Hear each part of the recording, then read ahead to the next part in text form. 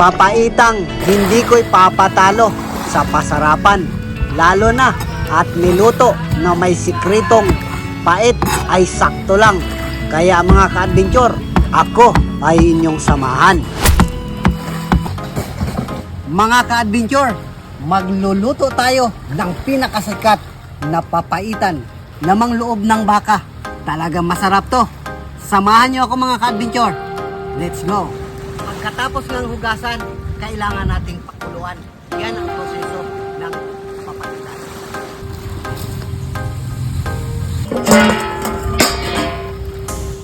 Matapos nga nating pakuluan ang lamang loob ng baka, ay atin na itong hiniwa-hiwa. Ganon din ang mga sahog dito. Andyan ka pa rin ba?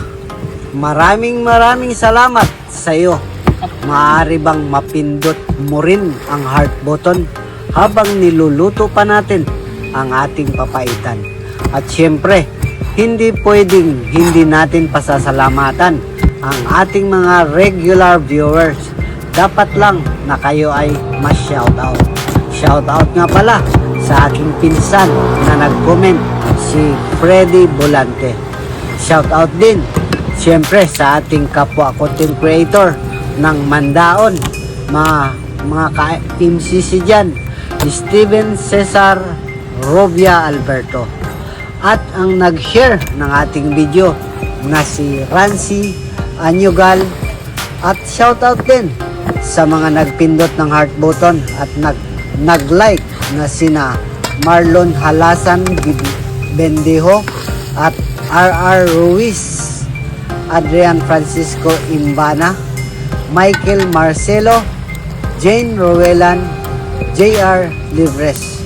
Maraming salamat sa inyong suporta. Halos patapos na ang ating pagluluto ng ating papaitan, kaya nilagay na yung siling haba at nilagyan na rin ng durog na paminta. At inilagay na rin natin ang ating sikreto na pampapait na mismong abdo ng baka. Tamang-tama lang nilagay at saka nilagyan na rin ng bitchin at saka asin. Pagkatapos niyan, kunting halo na lang at luto na ang ating papaitan. So luto na nga ang ating papaitan, kaya titikman na natin.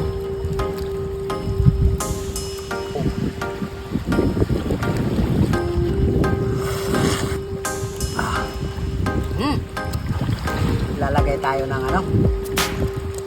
lalagay tayo ng konti dito para masubukan natin talaga yung hindi tayo mabitin.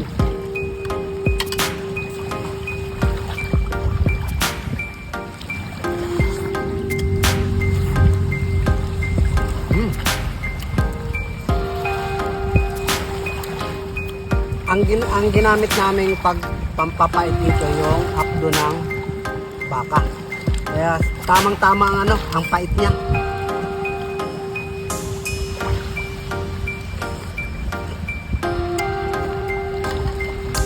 Panalo. At habang kumakain nga tayo ay meron tayong napakagandang view ng Quezon. Talagang enjoy ka na sa pagkain. Maganda pa ang ating view.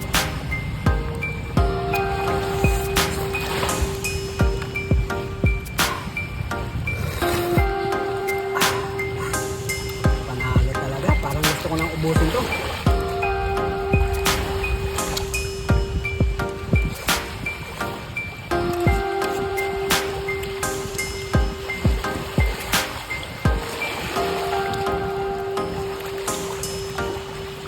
Mga ka-adventure, kung nagustuhan nyo ang aking video, paki-like, follow, and share naman ng video na ito.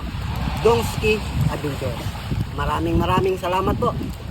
God bless.